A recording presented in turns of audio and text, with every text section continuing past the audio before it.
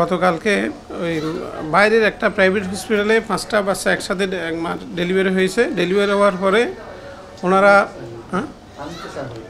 ওনারা আমাদের এখানে ওই বাচ্চাগুলি রেফার হওয়ার আমাদের এখানে আসার পরে আমরা 5টা বাচ্চা এডমিশন করছি। এডমিশন করার পরে আমাদের পিটাম বাচ্চা সব বাচ্চা তো চিকিৎসার একটা প্রোটোকল আছে, নিয়ম আছে। নিয়ম অনুযায়ী আমরা সব চিকিৎসা শুরু করছি।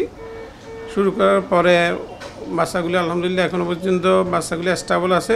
ওই নেজাল অক্সিজেন কম অক্সিজেন সাপোর্টে বাচ্চাগুলি এখনও পর্যন্ত স্টেবল আছে। এখনও পর্যন্ত আনইউজুয়াল কোনো ওই ইভেন্ট হয় নাই।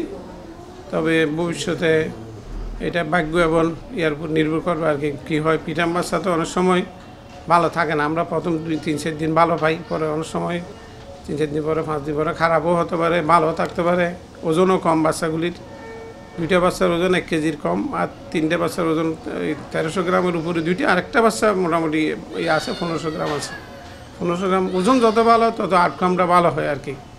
তবে আমাদের এখনকার চিকিৎসার প্রেক্ষাপটে মোটামুটি 1200-1300 গ্রাম থাকলেও বাচ্চাগুলি ভালো সার্ভাইভাল রেট থাকে। 1 কেজির নিচেগুলি রিস্ক বেশি। তারপরেও আল্লাহর হুকুম এটা কোনটা ভালো হবে না হয় এটা অগ্রিম কিছু বলা যাবে না আর কি। আমরা আমাদের নিয়ম অনুযায়ী প্রোটোকল অনুযায়ী চিকিৎসা চালিয়ে যাব। পার্টি যদি সাপোর্ট দেয় আমরাও সাপোর্ট দেবো ইনশাল্লাহ।